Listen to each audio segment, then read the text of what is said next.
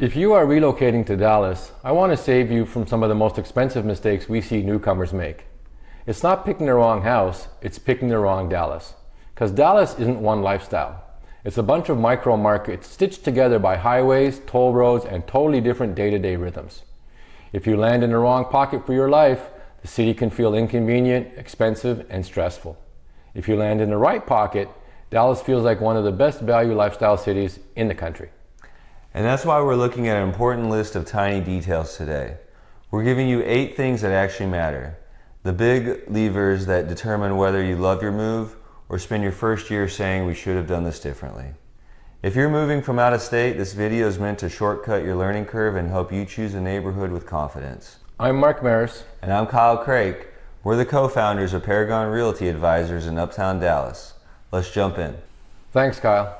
Starting with thing number 1, Dallas is a city of micro markets. That means you don't just choose Dallas, you choose a version of Dallas you want to live inside of. And you can feel the difference immediately. Walkability, noise, parking, school patterns, home styles, commute corridors, even the kind of errands you'll run on a Saturday. So if you take one concept from this entire video, let it be this. In Dallas, your neighborhood decision is not a detail, it's the decision. Because being 10 minutes apart can mean living two completely different lifestyles. And when Dallas is micro markets, it changes how you should think about affordability. Because the second lever is the monthly cost stack, which leads us to thing number 2. Newcomers often move here thinking Dallas is automatically cheap. And compared to some markets, the purchase price can feel like a bargain. But what surprises people is the monthly cost stack. Your payment is not just your principal and interest. It's taxes, insurance, utilities, HOA in some neighborhoods, and sometimes toll roads. So the smarter way to shop is by payment comfort, not just price range. That's how you avoid loving the house and resenting the monthly bill. And the biggest reason the monthly stack surprises people in Texas is property taxes. So let's clarify that next. Thing number 3, Texas has no state income tax. That's real. But the trade-off is that property taxes play a bigger role in your monthly cost than many newcomers expect. And it affects more than budgeting. It affects where you shop, what kind of home you buy, first, and how you compare 2 homes that look similar online. So if you're relocating, don't treat taxes like a footnote. Treat it like a core input. If you do that up front, you avoid payment shock and make better neighborhood comparisons. The 4th lever is commute. Because in Dallas, distance looks friendly on map and then behave differently on a weekday. So moving on to thing number 4, which is the Dallas commute reality.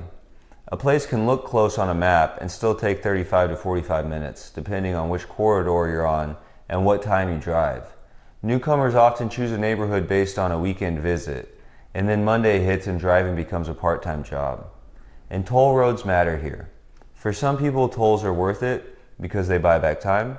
For others, tolls become a recurring cost they didn't plan on.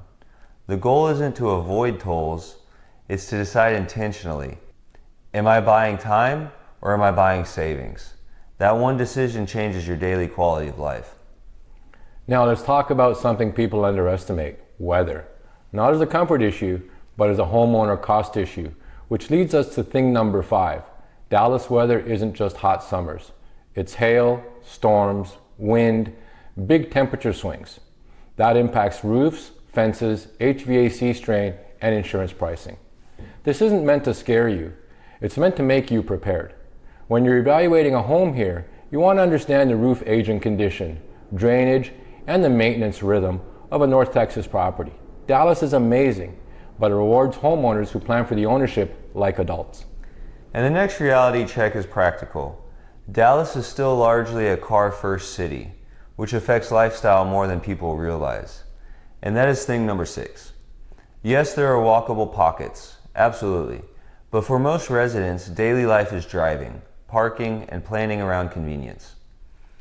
So here's the relocation mistake. People choose a home based on what looks pretty, instead of choosing based on lifestyle geography. Where you'll really spend time. Your grocery run, gym, coffee, friends, parks, airport access. Those patterns shape your happiness. If you get that right, Dallas feels easy. If you get it wrong, everything feels like a trek. Which leads perfectly to number 7, neighborhood fit. This is where people overpay for a name instead of buying the lifestyle they actually want. So, thing number 7 is to choose neighborhood based on fit, not hype. Some people want walkability, restaurants, and being able to go out without planning their life around parking.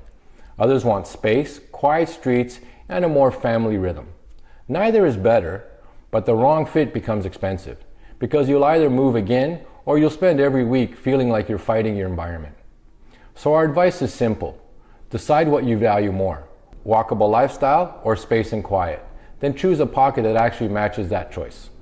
And finally, number 8, the buy first versus rent first decision. This one saves people from relocation regret more than almost anything, which brings us on to thing number 8. Renting first isn't wasting money if it helps you avoid buying the wrong Dallas. If you haven't lived the commute, the errands, the weekend rhythm, sometimes a short lease is the smartest move you can make. Because renting can be buying information. And information is expensive to buy the wrong way with a purchase you regret. With all that said, here's our Dallas fit test. 3 questions. 1, where do you work, or where will your life center if you're remote? 2, do you value walkability and lifestyle more, or space and quiet more? And 3, what's your real tolerance for driving every week? Answer these honestly, and you can usually narrow your short list to 2 or 3 areas quickly. If you're relocating, consider your budget range, your work location, and whether you want walkable or space.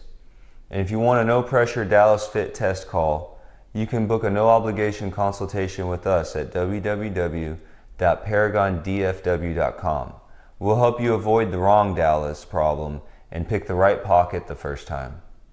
If you found this video helpful, make sure you give it a thumbs up, hit the subscribe button and notification bell, and you will have access to all current and future content. And finally, leave us a comment. We read every one.